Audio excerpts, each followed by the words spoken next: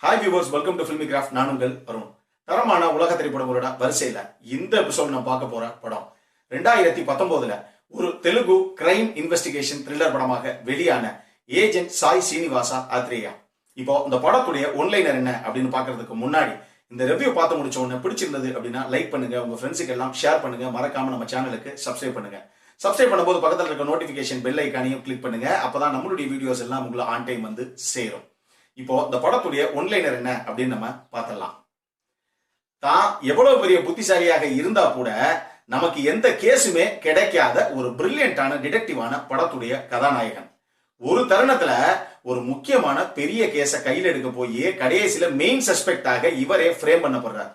இதுக்கப்புறம் என்ன நடந்ததுங்கிறதா படத்துடைய ஒன்லைனர். இப்போ படத்துடைய டீடைல் ரிவ்யூக்கு போகலாம். படத்துல நம்ம ஹீரோவோட பேரு ஆத்ரேயா, அதாவது ஏஜென்ட் சாய் சீனிவாச ஆத்ரேயா. இவரு ஒரு பிரில்லியண்டான டிடெக்டிவ். ஆனா இவரை பொறுத்தளவுக்கு தான் இந்தியாவிலேயே நம்பர் 1 டிடெக்டிவ் நம்ம தான், கூடிய விரைவில் நம்ம தான் ஆக போறோம் அப்படின்னு இவர் நம்பினாலும் ஊர் இவரை கடைசி வரைக்கும் ஒரு கேலி பொம்மையா தான் பாக்குது. இவர் எந்த கேஸ் எடுத்தாலும் ஆனா போங்க இந்த ஆள் என்னத்தை பார்க்க போறான் அப்படிங்கிற மாதிரி தான் இவர் எல்லாரும் பாக்குறாங்க. அவ்வளவுதான் இவருக்கு மரியாதையும் கிடைக்குது. இவருக்கு ஸ்னேகா அப்படின்னு சொல்லி ஒரு அசிஸ்டன்ட் வேற. இவரு பர்சனலாக ஒரு இன்ஃபார்மர் ஒருத்தர் வச்சிருக்காரு. அந்த இன்ஃபார்மர் மூலமாக ஏதாவது ஒரு கிரைம் நடக்குது அப்படின்னா, இந்த மாதிரி இந்த இடத்துல வந்து ஒரு கொலை சம்பவம் நடந்துருச்சு, இல்ல ஒரு சூசைட் நடந்துருச்சு அப்படின்னு சொல்லி இவருக்கு இன்ஃபர்மேஷன் வருது. அந்த காலை பேஸ் பண்ணி அந்த ஸ்பாட்டுக்கு முதல்ல போய் பார்த்து என்ன விஷயங்கள் எல்லாம் கண்டுபிடிக்கிறார். படத்துடைய ஆரம்பத்திலேயே ஒரு பொண்ணு துப்பாக்கியை வச்சு சுட்டு அவளே தற்கொலை பண்ணிக்கிட்டா அப்படின்னு சொல்லி அந்த இன்ஃபர்மேஷன் இவருடைய இன்ஃபார்மர் மூலமாக இவருக்கு வருது காலில். இவர் அதை பேஸ் பண்ணி அந்த ஸ்பாட்டுக்கு போறாரு.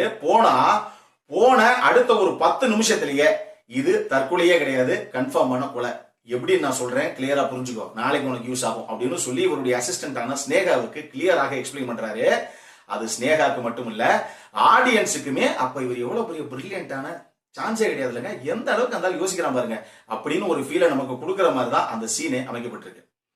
இதுக்கப்புறம் இதே இன்ஃபார்மர் கிட்ட இருந்து வெங்கடாச்சலம் அப்படிங்கிற ஒரு ஏரியால ஒரு ரயில்வே ட்ராக் பக்கத்துல ஒரு பாடி ஒண்ணு கிடக்கு, நீங்க அந்த கிரைம் என்னன்னு போய் பாருங்க அப்படின்னு சொல்லி இவருக்கு இன்ஃபர்மேஷன் வர, இவர் வழக்கம் போல ரொம்ப ஆர்வத்தில் இந்த கேஸ் எடுக்கிறோம், நம்ம பெரிய ஆள் ஆகிறோம் அப்படின்னு சொல்லி அங்க போறாரு. ஆனா இவர் போய் நின்று இவர் அப்பதான் ஆராய்ச்சி பார்த்துக்கிட்டு இருக்காரு. போலீஸ் வந்துருது ஸ்பாட்டுக்கு. இங்க பாரு, நாங்க எங்களுக்கு இன்ஃபர்மேஷன் கிடைக்கிறதுக்கு முன்னாடியே உனக்கு எவனோ கொடுத்துருக்கா, நீ ஸ்பாட்ல வந்து நிக்கிறேன்னா எங்களுடைய பாயிண்ட் ஆஃப் வியூல ஒரு பாடி ஒண்ணு ரயில்வே ட்ராக் பக்கத்துல கிடக்குது, பக்கத்துல நீ நின்றுகிட்டு இருக்க. அப்ப எங்களை பொறுத்தளவுக்கு நீ தான் இது வந்து கொலையாகத்தான் இருக்கும் நாங்க நினைக்கிறோம், நீ தான் இந்த கிரைம் உடைய மெயின் சஸ்பெக்ட், பிரைம் சஸ்பெக்ட் நீ தான் அப்படின்னு சொல்லி இவரையே ஃப்ரேம் பண்ணி கடைசியில லாக்அப்ல தூக்கி உள்ள போட்டுறாங்க போலீஸ். இவர் உள்ள போனதுக்கு அப்புறம் அதை பத்தி கொஞ்சம் கூட கவலைப்படாம இவருடைய அசிஸ்டன்ட்ட சொல்லி சீக்கிரம் லாயர்ல வச்சு என்ன பெயில் எடுத்துருங்க அப்படின்னு சொல்லிட்டு உள்ள உட்கார்ந்துருக்காரு.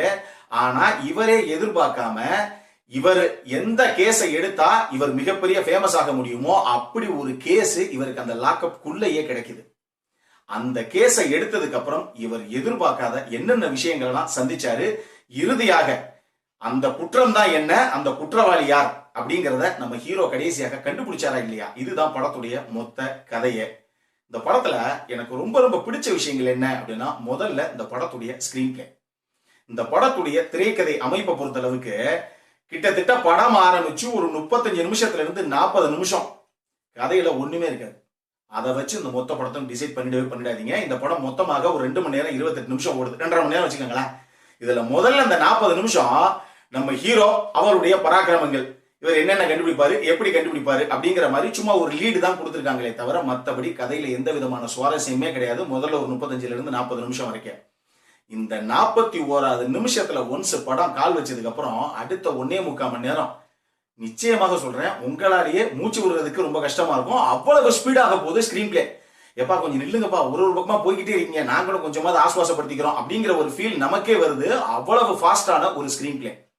இந்த ஸ்கிரீன் பிளே இவ்வளவு சூப்பராக அமைச்சதுக்கு முக்கியமான காரணம் இந்த படத்துடைய டைரக்டரான ஸ்வரூப் RSJ அவராகட்டும், இந்த படத்துடைய ஹீரோவான நவீன், இவங்க 2 பேரும் சேர்ந்தா ஸ்கிரீன் பிளே பண்ணிருக்காங்க. ஆனா அந்த அளவுக்கு அற்புதமான ஒரு ஸ்கிரீன் பிளே. ஆடியன்ஸால அடுத்து என்ன நடக்க போகுதுங்கிறத கடைசி வரைக்கும் பரபரப்புடைய உச்சத்துல உட்கார வைக்கிற ஒரு ஸ்கிரீன் பிளே சூப்பராக இருக்கு. மொத்தமாவே இந்த படத்துடைய ஸ்கிரீன் பிளே இந்த அளவுக்கு சூப்பராக வந்ததுக்கு இன்னொருத்தருக்கும் ஒரு மிகப்பெரிய பங்கு இருக்கு.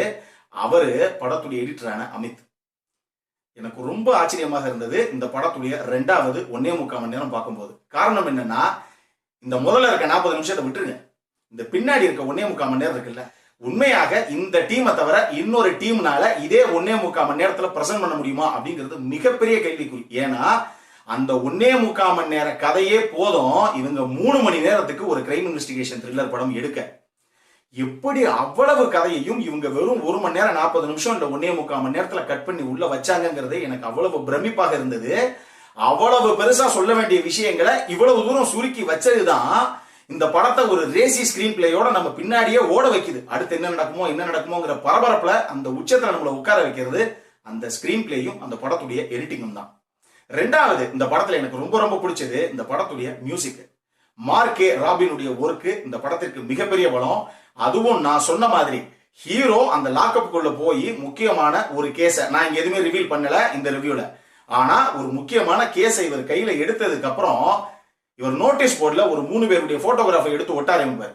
இதுல இருந்து ஆரம்பிக்கணும் நம்ம இன்வெஸ்டிகேஷனை அப்படின்னு சொல்லி அவர் சொல்லுவாரு.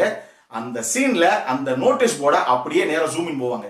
அந்த சீன்லயே உங்களுக்கு தெரியும் அந்த சீனை எங்க எலிவேட் பண்ணிருப்பாரு மியூசிக்லயே படத்துடைய மியூசிக் டைரக்டர். 3வது இந்த படத்துல எனக்கு ரொம்ப ரொம்ப பிடிச்ச விஷயம் சன்னியுடைய சினிமோட்டோகிராஃபி. படத்துல எக்கச்சக்கமான நைட் சீக்வன்ஸ், நிறைய ஆர்டிபிஷியல் லைட்டிங் யூஸ் பண்ணி எடுத்திருக்காங்க. எல்லாமே அவ்வளவு பிரில்லியண்டாக சூப்பராக வந்திருக்கு. அதே மாதிரியே இந்த படத்துல நடிச்சவங்களுடைய பர்ஃபார்மன்ஸ் குறிப்பிட்டு சொல்லணும்னா ஸ்டார்டிங்ல இருந்து எண்டிங் வரைக்கும் 2 கதாபாத்திரம் தான் ஒரு மெயினான ஒரு ரோலை பிளே பண்ணியிருக்கோம். ஒன்னு ஹீரோவான நவீன், இன்னொன்னு அவங்களுடைய அசிஸ்டண்டாக வந்த அந்த ஸ்னேகா கதாபாத்திரம். இந்த 2 பேரும் அவ்வளவு சூப்பராக பண்ணிருப்பாங்க. முதல்ல நான் சொன்ன அந்த 35-40 நிமிஷம் இருக்குல்ல, ஹீரோவுடைய பராக்கிரமங்களை பேசுற அந்த போர்ஷன், அந்த டைம் மோஸ்ட்லி கொஞ்சம் காமெடியாகத்தான் அந்த ஸ்கிரீன் பிளேயை பண்ணிருப்பாங்க அவங்க. அந்த சீன்ல காமெடியாக 2 பேரும் வந்து பல இடத்துல வந்து அசிங்கப்படுற காட்சிகள் ஆகட்டும், உண்மையை சொல்லணும்னா அப்படிதான் படுவாங்க 2 பேரும்.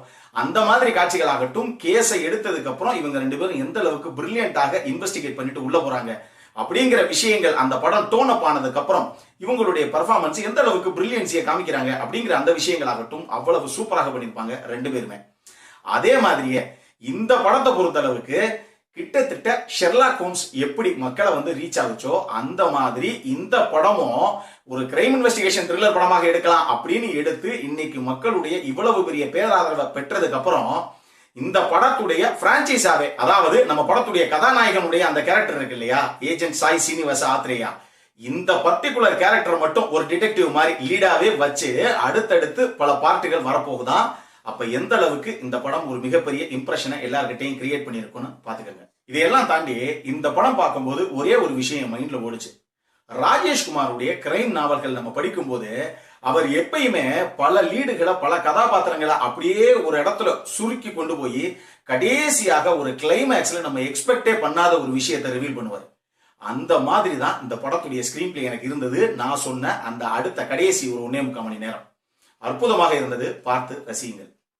அடல்ட் கண்டென்ட் பொறுத்த அளவுக்கு இந்த படத்துல எந்த விதமான அடல்ட் கண்டென்ட்டுமே கிடையாது. தாராளமாக ஸ்டார்டிங்ல இருந்து எண்டிங் வரைக்கும் நீங்க ரசிச்சு ஃபேமிலியோட உட்கார்ந்து பார்க்கக்கூடிய ஒரு அற்புதமான கிரைம் இன்வெஸ்டிகேஷன் த்ரில்லர் படம் இது. இந்த படம் அமேசான் பிரைம்லயே சப்டைட்டிலோட அவைலபிளாக இருக்கு. பார்த்து ரசியுங்கள். இந்த படத்திற்கு ஃபில்மிகிராஃப்ட் கொடுக்கக்கூடிய ரேட்டிங் 8.25 அவுட் ஆஃப் 10. இப்ப நம்மளுடைய அடுத்த செக்மெண்டான இன்ட்ரெஸ்டிங் ஃபேக்ட்ஸ் அபௌட் தி மூவிக்கு போகலாம்.